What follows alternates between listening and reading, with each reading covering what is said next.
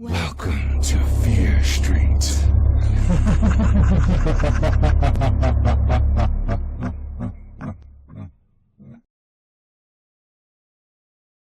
I've been working at this tiny mall in Coeur d'Alene, Idaho, for the last 4 years. 2 of those years, I was working as a custodian part-time while working at Taco Time. Now, I work as a security guard, and of the 3 days I work, I do 2 graveyard shifts. These happenings are just too strange to discard as an overactive imagination. My first experience was while working the closing shift as a custodian. I was finishing up the last 15 minutes before clocking out at midnight. No one worked graveyard security at the time because the mall was owned by GGP, so I was completely by myself. I decided I'd hustle in vacuuming the entrance rugs, as well as the rugs in the corridors. I'd all but finished every rug except for one in the corridor by Macy's. The one corridor that has an antique shop neighbored by the exit.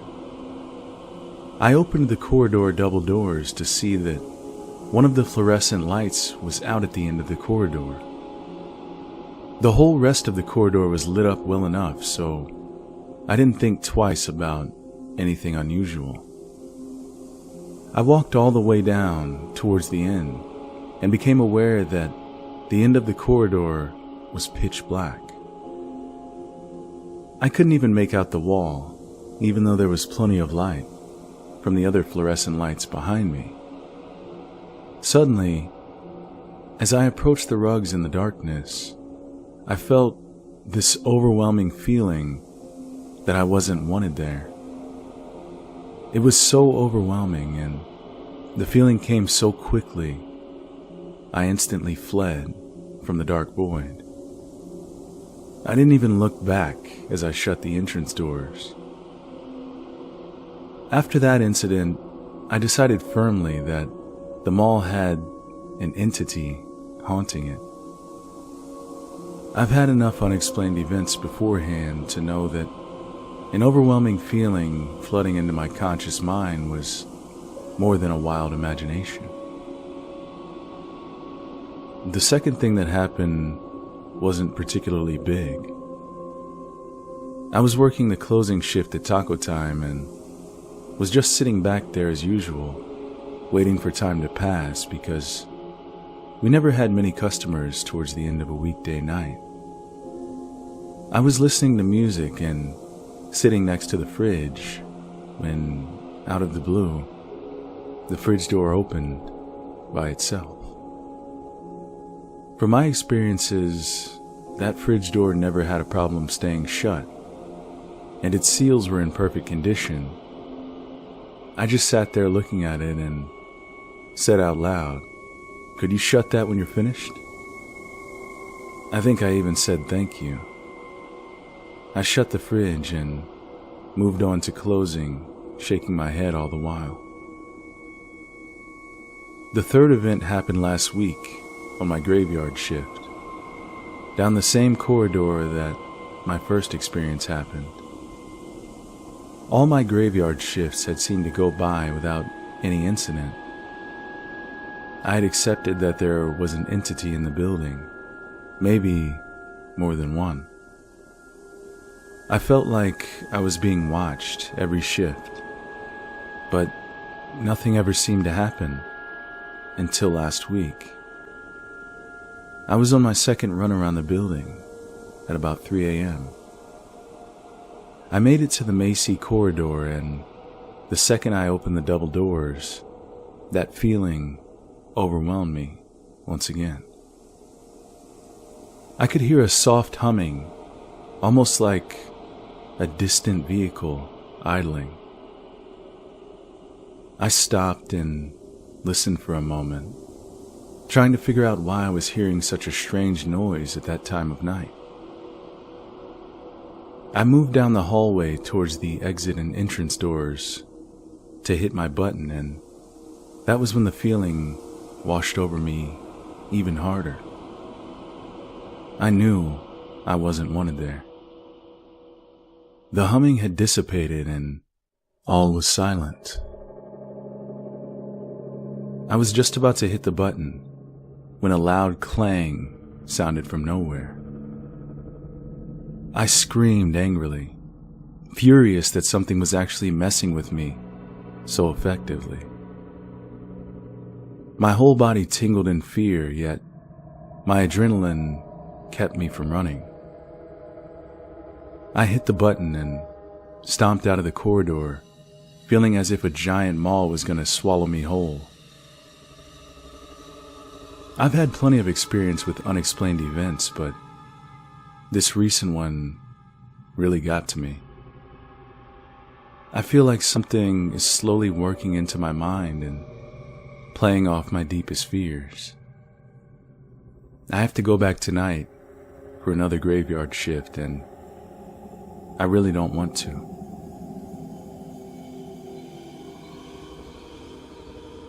So about 15 years ago, I was living in the high desert of Los Angeles County, going to college full-time and working 2 jobs. One job was working security at night for a church with a large campus that had a private school on the property. The property had entrances on the west and north sides. At night, we would close the gate on the north side and post a guy in a car to deter break-ins and direct any traffic to the main entrance. On the north side of the property, there were modular trailer buildings that were bought secondhand and used as classroom space. One of these buildings was the trouble source. Whenever I was stationed at the back entrance, I would get this strong feeling that I was being watched. I'm talking hair standing on end, goosebumps, and paranoia. I was being watched and I was not welcome. I wasn't the only one who experienced these feelings. It was most of the crew. Eventually, we got scientific about it. Whenever there was a new guy, we'd stick him back there for his first night and not say anything. A few hours later, we'd roll by to check on him, and the new guy would be getting really jumpy, or he would have moved the chair out of the line of sight of the building. Part of the job was making sure the doors of all the buildings were locked, and if they weren't, we'd have to check the building and make sure nobody was squatting.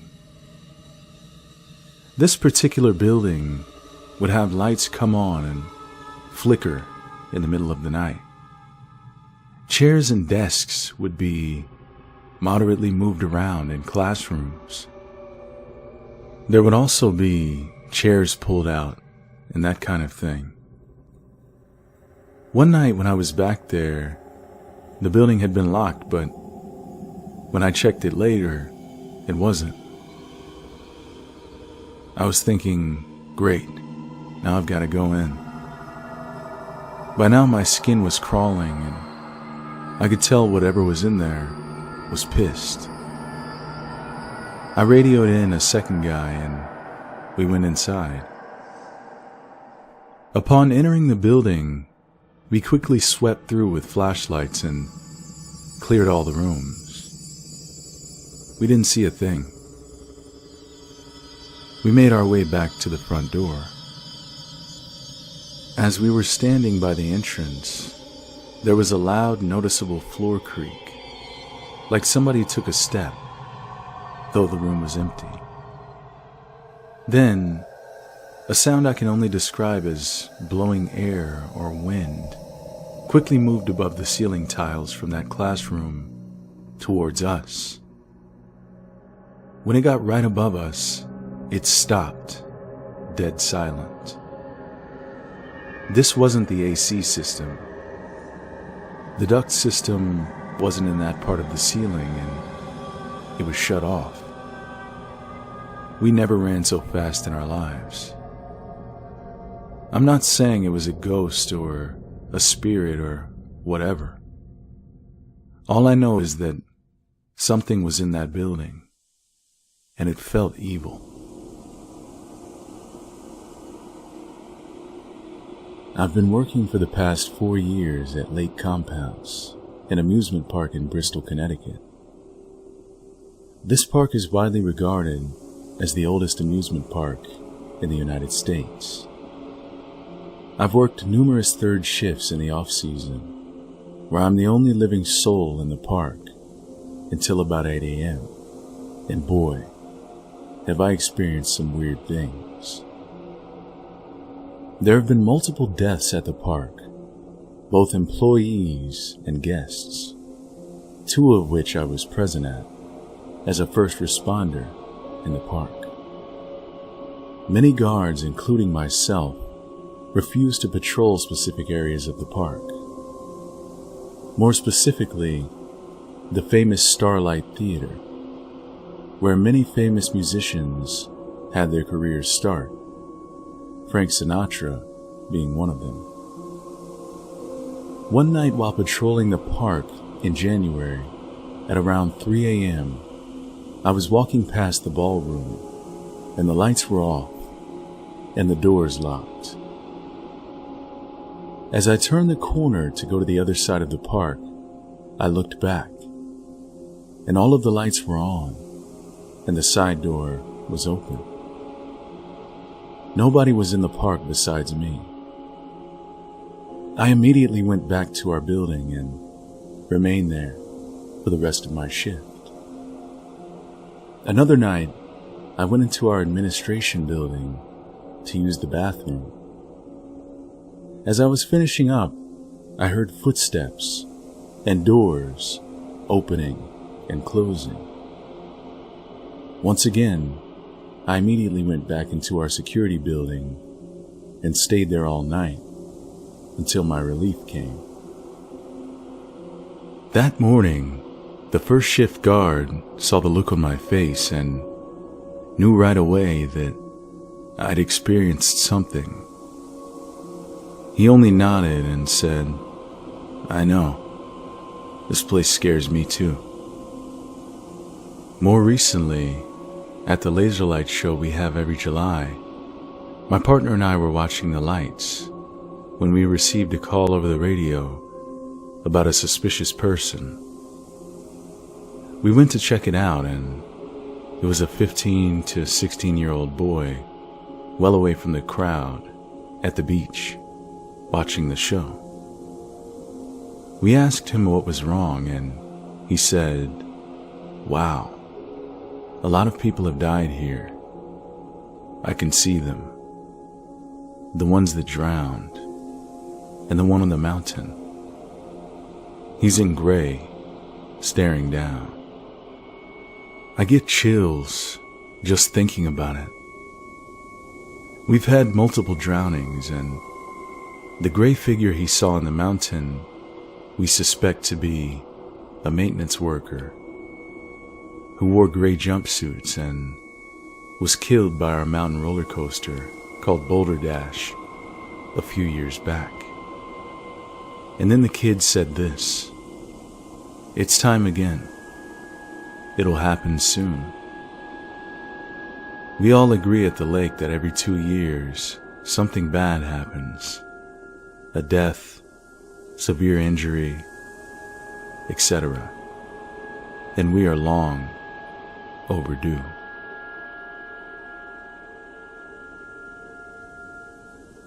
I work at a canned goods warehouse, on graveyard shifts some days, afternoon shifts on others.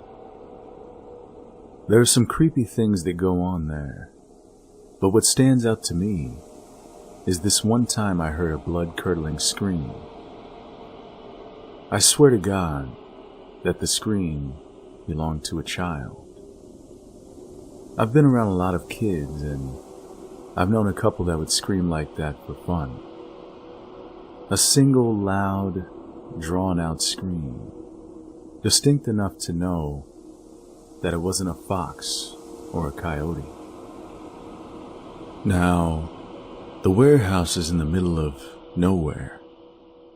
I'm talking in the middle of the country, about 15 or so miles away from civilization. I hear foxes and coyotes calling out there all the time, and they sound absolutely nothing like this. My blood ran cold, and I immediately called the police. I went into the company vehicle and started patrolling around the place. I couldn't quite pinpoint the sound because the place is a concrete jungle and there are dozens of trailers there, so the acoustics make it hard to pinpoint where any sound comes from. I looked between the trailers, in the empty ones, and found nothing.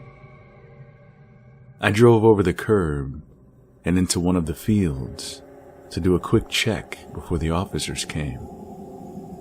Nothing. 2 police cars showed up. It was 4 officers and a canine, and they asked me what had happened. They also asked what I heard and where the sound had come from. I told them as much as I could, and they went out into the fields and did a search while I patrolled the perimeter of the warehouse. After about an hour or so of searching, we met back at the guard shack. The cops said they couldn't find anything, but they gave me a direct number and told me to keep in touch if I were to hear or see anything. What I saw on the security cameras when I watched the footage sticks with me. Shortly before the time I heard the scream, which I documented to be at 3:15 in my shift and incident report, I saw a small shadow move in the very corner of one of the cameras. It was just right outside the blind spot, and sadly, there weren't any more angles that I could see. It could very well have been an animal, and the shadow wasn't enough to make certain of what it was. But this experience really stuck with me. I often wonder if what I saw on the camera and heard that night was a ghost, or if it genuinely was a lost girl or boy. I looked to see if there were any missing children in the nearby towns, and there weren't. My boss told me that I wasn't the only one who's heard a child scream, so I suppose that's something. There were even other reports of a child's laughter and tiny running footsteps in the trailer yard at various times of the day and night. Usually when the warehouse is closed and on breaks, when the trailer fetchers aren't moving trailers around, and when there are no trucks driving around the place.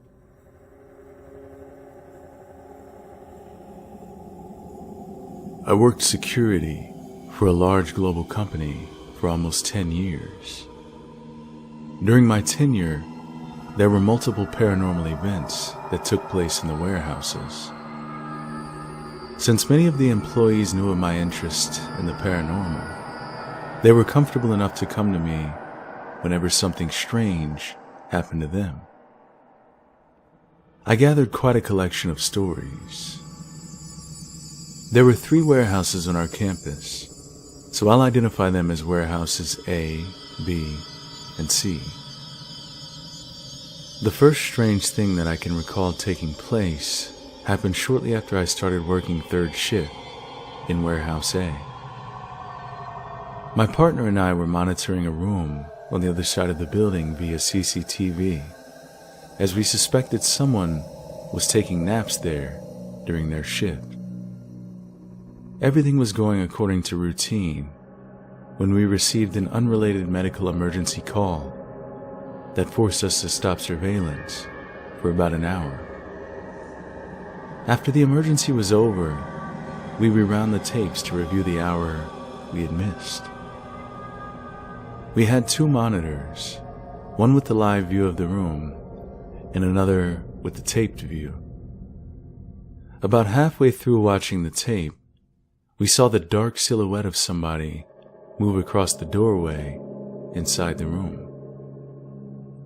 We continued reviewing the tape and caught up to the point where we resumed live surveillance.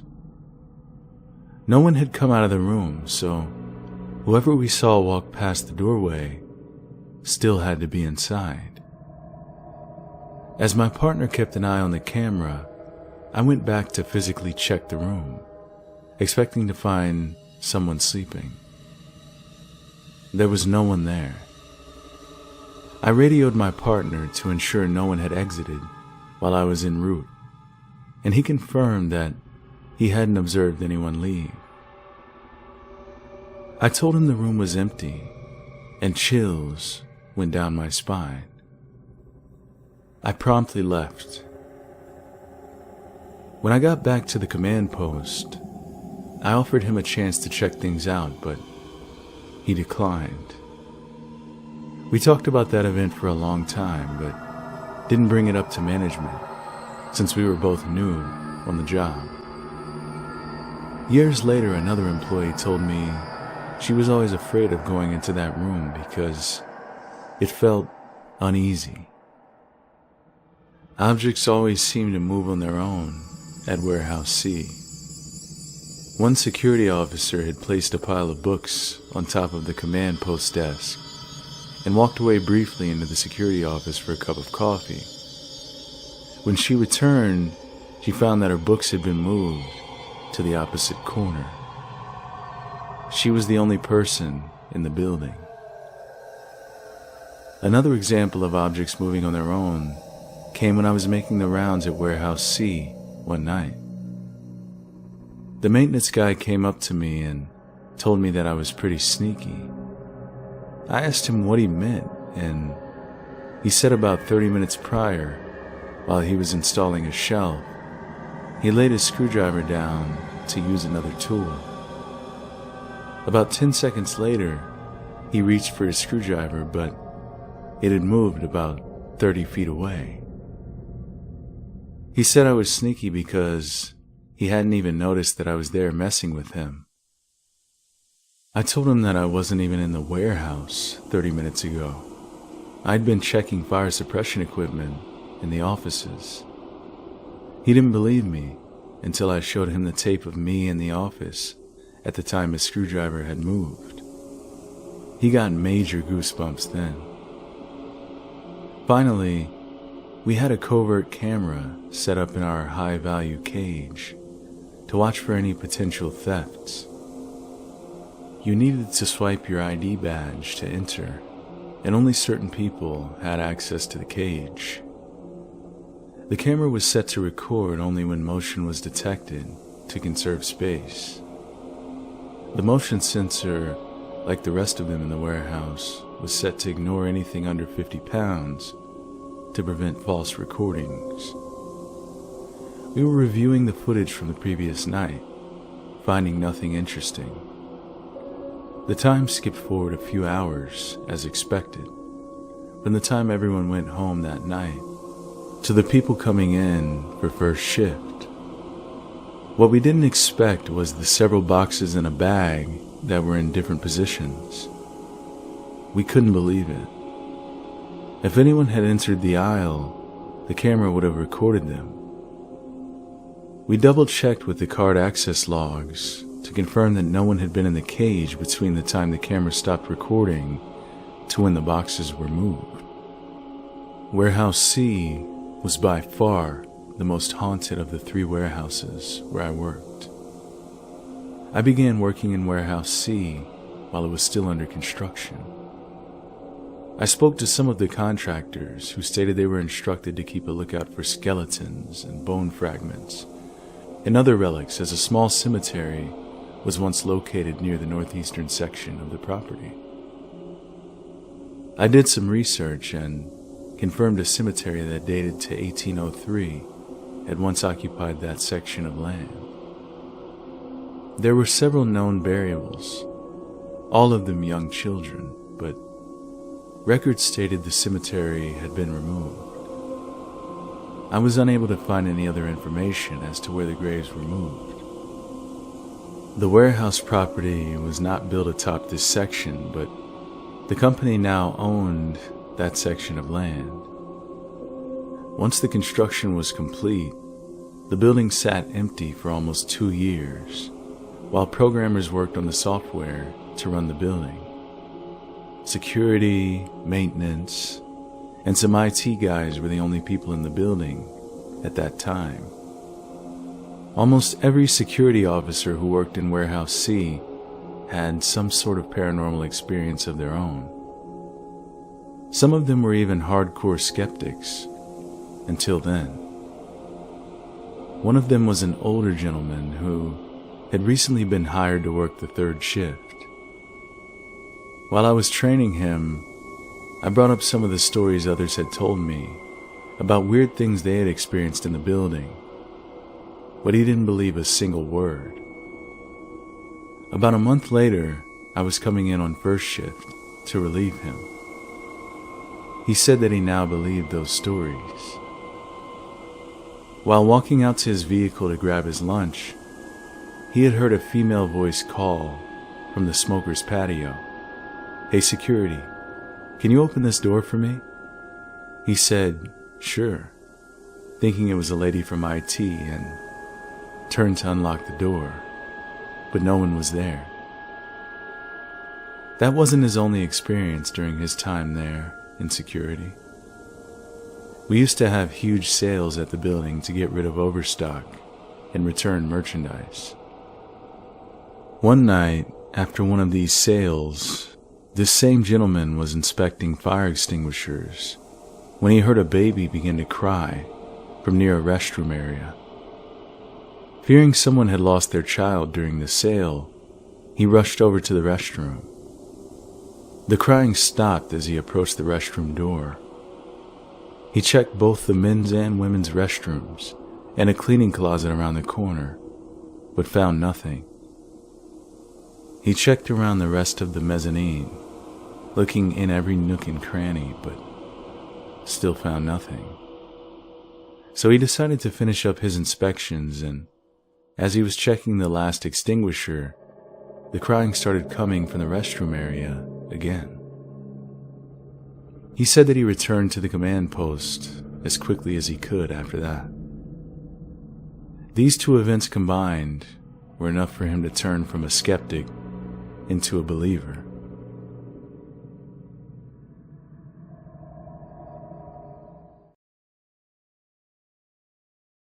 A few years back, prior to becoming a law enforcement officer, I worked as a security guard at a hospital. Sounds cool, and it was, except for the fact that it was from 9 p.m. to 7 a.m. I worked alone, and the hospital I guarded was abandoned. A year prior, the hospital built a brand new facility to replace their 5-story tall 1900s building. When the employees and patients left, they left everything in place. It looked like the people just disappeared in a hurry. Partially full coffee mugs, uniforms hanging on coat racks, wheelchairs in the halls, everything as it was, with a good coating of dust. I was always a 3rd shift kind of person. I don't get night jitters or scare easily, but this place could do it to the best of them. Every night, I would walk through the halls that were supposed to be empty. Every night I would end up having to close doors and relock them. I'd walk one floor, move up to the next, and continue on. I got a little shaky when an hour after already walking a hallway, I'd have to turn off the same hall lights and close the same doors again in the building. Or when I'd be walking a hall and all of a sudden I'd hear footsteps on the floor above me. Doors opening and closing, elevators moving from floor to floor, phones ringing, nurse call lights going on, etc. There were 3 times in particular, though, that I didn't think I'd be able to take it anymore. The first time, I was checking offices on the 4th floor. There was a light on in a locked hallway. This hallway hadn't been renovated since the place was built, short of electricity, so everything was from the 1920s. I unlocked the door, flipped the lights, walk out, relock the door, and turn to leave. Behind me, I hear the flip of a light switch. Through the frosted glass, I see that the lights are now back on. Needless to say, I left the hallway alone that night. The second time, I was riding an elevator between floors. I was taking it up to the top floor, when at about the 4th, I heard laughing and muffled talking. It kept getting louder as the elevator went higher. The elevator got up to the top floor, number 5. The doors swung open, and there was absolute silence.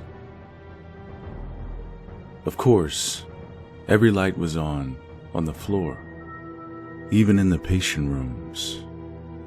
I checked high and low. There was not a single living and breathing person in that place, except for me. The third time, and worst of all, it seemed to be just an average night. I was on the lower level, locking a door in a corridor. The door had a glass middle, but on the back side, it was covered by white tape. The room it led to was dark, and the hallway a few feet behind me was partially lit, so the glass acted like a perfect mirror. Everything was normal.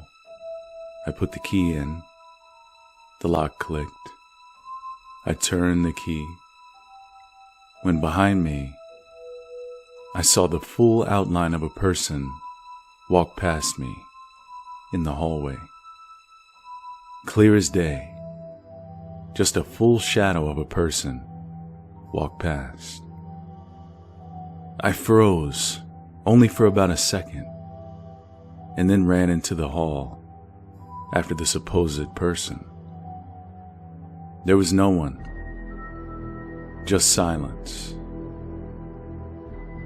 Other than that, it was an awesome gig, but after a year, it felt like I should have been an exorcist with all this stuff happening. The other guards that worked on the days opposite to mine had the same stuff happen, except they always saw nuns walking into rooms just outside of an old rectory on the 3rd floor. Better nuns than something else, I guess. Myself and a buddy on my squad responded to an alarm. The incident location was an old office-type building that had been converted to doctor's offices. There was a pharmacy attached to it. Our dispatch received a motion signal from an upstairs office. Key holder arrived on scene and we went in to secure the building. The stairs were locked behind a door that, of course, the key holder didn't have keys to. So we took the elevator up to the 2nd floor. The elevator opened to a pitch black hallway, except for one overhead light at the end of the hall. We started checking doors, and so far, all were secured. We got to the last office, and sure enough, the door was unlocked. We entered and observed it to be an unused office. The door opened to a sizable waiting room and reception area. There were about 10 to 12 exam rooms, all cleared with no hiccups. We exited the office, and immediately, something seemed off. That's when I realized the overhead light at our end of the hallway that had been on was now off, replaced by another light over by the elevators.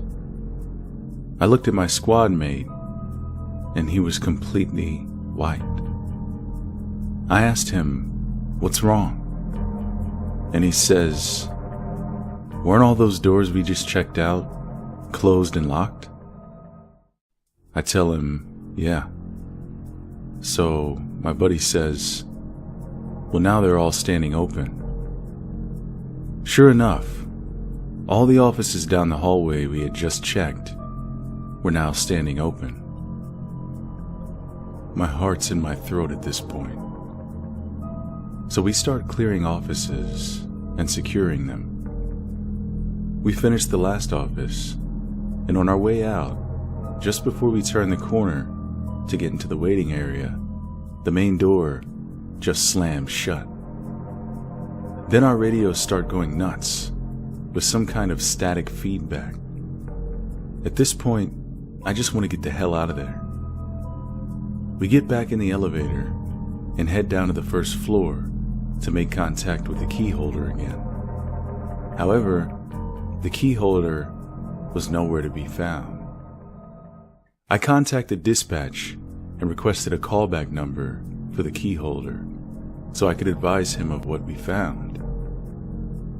Dispatch stated that the key holder was still en route to us and was advising an ETA of 5 minutes. I advised dispatch that we'd already been out with the key holder. Dispatch requests I give them a call. I call dispatch, and she tells me that there's no way we were out there with a key holder. She states that the alarm company had only just made contact with one. Eventually, the real key holder arrived on the scene, and I asked her about the man that had let us in the building. She asked me to describe him, so I did. She stated that it sounded like one of the doctors that used to lease the office on the second floor at the end of the hall. She then stated that he had passed away at his summer home several days ago. I love to be working on the police force, especially the night shift. I hated working the day shift because of all the nonsense that went on, and during the night, if there was anything that needed to be dealt with, it was usually very interesting. The alarms in the buildings that are connected with the base I was working at were set up in a way that they're all connected to the front desk, so if they were to go off, I'd know immediately. If the alarm is activated, then the base would be closed off, and I'd go to the building and inspect it, pulling on the doors to see if I could get in, and then proceed to enter the building to secure it. One night, I was on patrol with my partner when we received a call that the alarm system was going off at an elementary school. My partner and I responded to the call and checked the entire school to make sure no one broke in. Once we had investigated the entire school, we called back to the base and informed them that the building was secure and there were no disturbances at the scene. We continued patrolling through the night, forgetting about the elementary school. 15 to 20 minutes later, after the first check of the building, my partner and I received another call that the alarm was going off at the same elementary school. We went back out to the school and found that the maintenance door was open, which led to the boiler room. We entered the doorway and investigated the room, secured it, closed the door, and locked it. We reported back to the desk that the building was all clear and secure, and continued on with our night. 20 minutes later, though, we got another call about the alarm going off. So we returned to the school, getting frustrated by this point, checked it, secured it, and called it into the desk and moved on with our night. Except we didn't go back to patrolling. We sat on opposite ends of the school and decided to watch it to see who kept attempting to break in. We sat there for hours on end and nothing happened. We decided we were going to leave soon. But while we were sitting there, the alarm started to go off again. It was around 3 a.m. now. I called the desk to ask if we could enter the building with the assistance of the building manager to ensure no one is inside of the school. The building custodian showed up a short while later, and all three of us entered the school and began to do a thorough walkthrough. We searched every classroom and every room in the school to make sure no one was hiding inside. During our walk, we discovered that another maintenance door was open, with the lights on inside of the room. We were all confused because this particular room was the size of a closet. We proceeded to walk down to the maintenance door and look inside, only to find no one was inside of it. However, as we were looking around in the room, we noticed a wet footprint on the floor. It was the footprint of a small child. All three of us got extremely freaked out because there were no reports of any missing children, and there was no way someone could have entered the school because all of the doors were locked and secure. We were baffled by finding the footprint because we were absolutely sure no one entered the building, and we had done a 3-hour sweep of the school that included looking in the ceiling tiles to make sure no one was hiding up there. No one was. I was a 911 dispatcher, and there was an elderly couple who lived in a rundown ranch house located about 20 miles away from the police station. Unfortunately, the husband passed away, leaving his wife to call the police station at least 3 times a week to help her with the small tasks that first responders normally don't respond to. She'd ask for help turning down the thermostat and boiling her water for her tea, and a few other small, simple tasks like that. Over time, the elderly woman developed dementia, and she started to believe she was calling 911 in order to reach her deceased husband and ask him for help. The rest of the dispatchers, myself included, soon gained recognition of her address when she'd call, even though she would only say her husband's name, that she needed help, and plead with him to come home and help her. One day, the elderly woman called the 911 dispatch line and only repeated the phrase, "Come home, I need your help. Please come home and help me." The first responders gathered their things and proceeded to her house, and when they arrived there, they found her lying dead in her bed. The first responders called back to dispatch and confirmed that the elderly woman did in fact call the dispatch line. As they investigated the house, they discovered that her heater was broken, and the average temperature in the house was about 50 degrees. So that's what the first responders wrote in their report about the strange death of this elderly woman. A year after the woman passed away, the 911 dispatch line continuously received phone calls from the elderly woman at the same exact address she had called from before. Vandals over time ruined her house, and eventually it burned to the ground, so the calls were unusual and unexplainable. Each time we received a phone call from the elderly woman asking her husband for help, they needed to go out there to make sure nothing was wrong on the property, and nothing was ever there. The phone company even confirmed that the phone line had been disconnected, but the calls were still coming from that same address, and no other.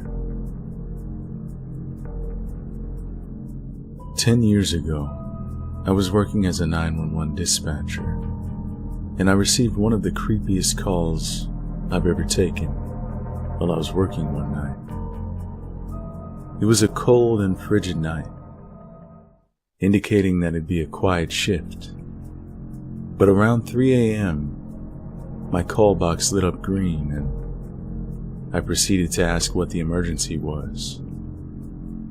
The man on the other end of the line started to scream into the phone and exclaim that he was still possessed by a demon that attempted to cut his heart out while he was sleeping.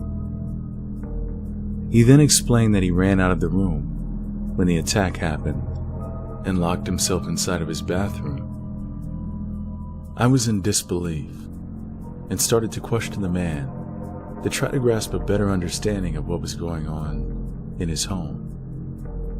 Each time that the man tried to answer, though, I could hear banging and scratching coming from the bathroom door. The man whispered that there was a demon inside of his sister's body and that he'd been battling it for the past few days. Only this time, she finally broke free of the chains. The next thing I heard chilled me to the bone. An unrecognizable voice began taunting the man through the door. Except, it didn't sound like a 20-something-year-old woman. It sounded more like someone swallowed and gargled razor blades before speaking. She continued to growl and speak in an unknown language until the police arrived at their house. As the officers broke into the house, she let out a blood-curdling scream, and then the phone went silent. The call was then over, and I was left in shock. I looked over and saw my supervisor, who'd been listening to the call as well, pale white and speechless, after the line went dead. Before my shift ended, the commanding officer who responded to the call called and told me what he had found, and said that he'd have nightmares for the rest of his life. When the man exclaimed that his sister finally broke free of her chains, the officers found he wasn't kidding at all. When the officers entered the home, she had still had a chain tied around her body, with a bloody handcuff attached to her. Her body was covered in self-inflicted scratches, and one of her eyes had a popped blood vessel, making it bright red. The clothes she was wearing were completely shredded, and it looked like her body had been drained of all its blood. She was removed from the home and taken to the psych hospital, where she remained for a long time. Her brother appeared to be okay, except for a few gouges on his chest, and the police officers confirmed that she really did try to dig his heart out of his chest.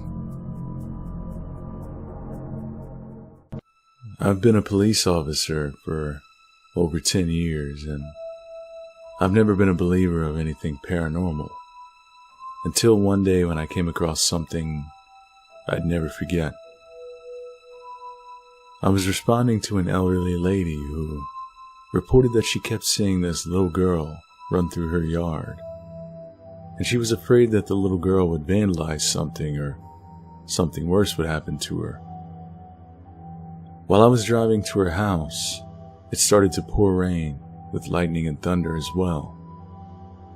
When I arrived, she pointed me in the right direction of the yard where she'd been seeing the little girl, so I proceeded to check out the area. I looked around the yard and called out a few times to see if anyone was out there, but the only response I received was thunder. I made my way back to the house, and the elderly woman was now cowering and trembling in a corner, and exclaimed that the girl was inside of her house. I heard a thump in the house, and when I turned to investigate it, I saw a young girl who was about 13 years old. She ran from one side of the house to the other.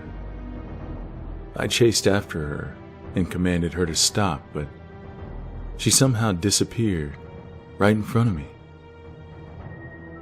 I thought my eyes were playing some type of trick on me, but the elderly woman called out that the girl was back outside in her yard. I turned to face a big window and saw the little girl running through the yard. I was in disbelief of how she got past me and made it outside so quickly. I ran outside immediately, only to have the little girl vanish once again. I searched for her but found nothing, so I informed the woman that the little girl had run away because of the weather and that everything was going to be okay. A few months later, I found out that the elderly woman had passed away and there was a new family moving into the house. A short while after they moved in, dispatch received a phone call from the same address, claiming that there was a little girl running around in their yard and that she somehow got inside of their house. Back in the 90s, I was a police officer in a small rural town in Nebraska. We were patrolling the town during the winter. There were numerous abandoned houses in the town, but one was a hot spot for copper thieves, so we would heavily patrol it to make sure nothing else would get stolen from the house.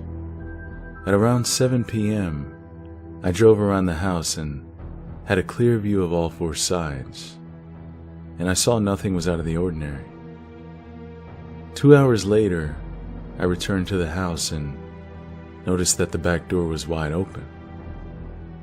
I knew the door wasn't open when I had driven by 2 hours ago, but what made it even stranger was that when I looked in the snow to see if there were any footprints leading up to the house, I found nothing. I called dispatch and informed them that I'd be investigating inside of the house and asked if a county sheriff would come along. I got out of my car, turned my flashlight on, and proceeded inside of the house. The house was completely gutted for the most part. The plaster walls were torn down. There were debris piles everywhere, and the house itself just looked like it was in shambles.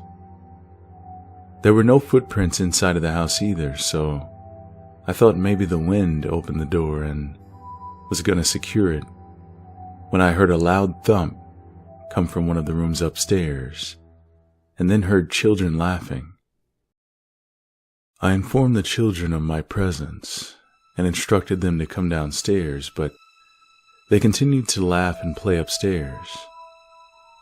I informed dispatch of what I was hearing and went upstairs to talk to the kids. While I was checking out the rest of the house before moving upstairs, I heard 2 more loud thumps, and because there had been no response from the children, I started to assume it was an animal of some sort. As soon as I reached the top step, everything fell silent. The upper part of the house was relatively small, with a hallway at the top of the stairs, 1 bedroom to the right, 1 straight ahead at the end of the hall, and 1 on the left.